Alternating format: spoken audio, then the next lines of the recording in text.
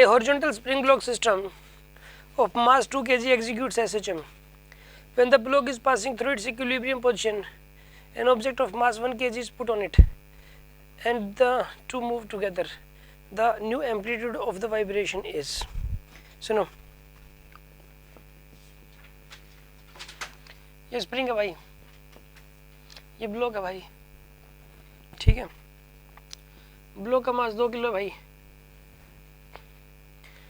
अभी क्या कर रहा है, एसएचएम कर रहा था, एम्पलीट्यूड ए था, ये एम्पलीट्यूड था, यहाँ पे माइनस ए, यहाँ पे प्लस ए, ऐसे ऐसे एसएचएम हो रहा है। ये मीन पोजीशन है, ये राइट एक्सट्रीम है and this one is left extreme. Okay, यहाँ 1 kg और रख दिया किसी ने, आराम से आया, चुपके से रख के चला गया।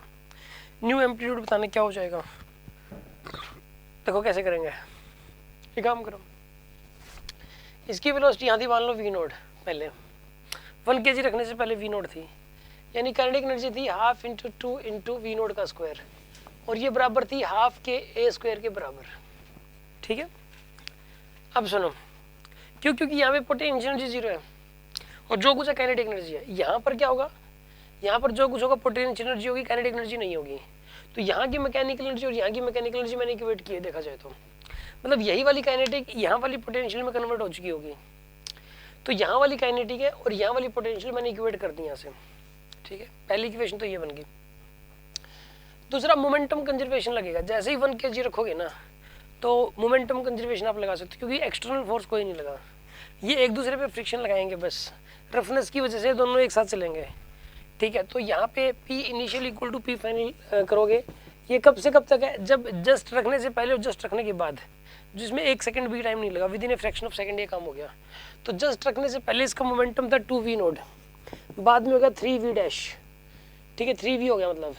तो v की वेलोसिटी कितनी होगी इसकी, 2v नोट बाई 3 होगी वेलोसिटी, तो पूरे सिस्टम की 3 किलो का मास हो गया और वेलोसिटी होगी 2v नोट बाई 3।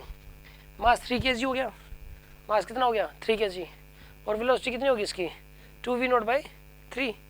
अच्छा अब सुनो, अब ऐसा करो, अब काइनेटिक एनर्जी कितनी हो जाएगी, half into 3 into 2v note by 3 का स्क्वायर, ये तो काइनेटिक एनर्जी होगी। Now it will get converted into potential energy, amplitude मान लो x आ जाएगा, हाफ के एक्स स्क्वायर आएगा आपके पास, हाफ के एक्स स्क्वायर आ जाएगा आपके पास, ठीक है। ऐसा करो अब आप, इसके अंदर इनका रेशियो ले लो आप, हाफ से हाफ गया, हाफ से हाफ गया, ठीक है। यहाँ आएगा 2v note square divided by में 3 into 4v note square by में 9 is equals to half K X square आ जाएगा आपके पास, ठीक है।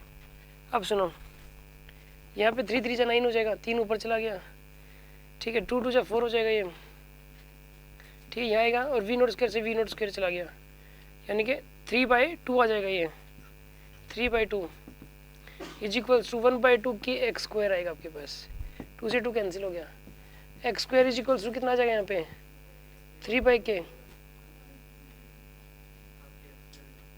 Equal to half K X square नहीं आएगा, ये इक्वल टू हाफ के से हाफ के गया ए स्क्वायर बाय एक्स स्क्वायर आएगा, ये आएगा ए स्क्वायर बाय एक्स स्क्वायर, ये 2 है। तो यहाँ पर एक्स स्क्वायर की वैल्यू आ जाएगी 2/3 ए स्क्वायर, दोनों तरफ फ्रंट रूट ले लो, √2/3a, ये आ जाएगा आपके पास √2/3। करना क्या था इस क्वेश्चन में, एक बार तो एक तो इस बात का ध्यान रखना कि यहाँ की काइनेटिक एनर्जी और यहाँ की पोटेंशियल एनर्जी बराबर होते हैं, इस बात का यूज था। और एक जब ऐसे एसएचएम कर रही बॉडी पे ऐसे मास रख देते हैं ना, तो उसमें मोमेंटम कंजर्वेशन जरूर लगेगा फिर नई वेलोसिटी निकालने के लिए, और यहाँ की काइनेटिक एनर्जी और यहाँ की पोटेंशियल एनर्जी बराबर होगी, इन दोनों बातों का पता है तो ये क्वेश्चन हो जाएगा सॉल्व, ठीक है।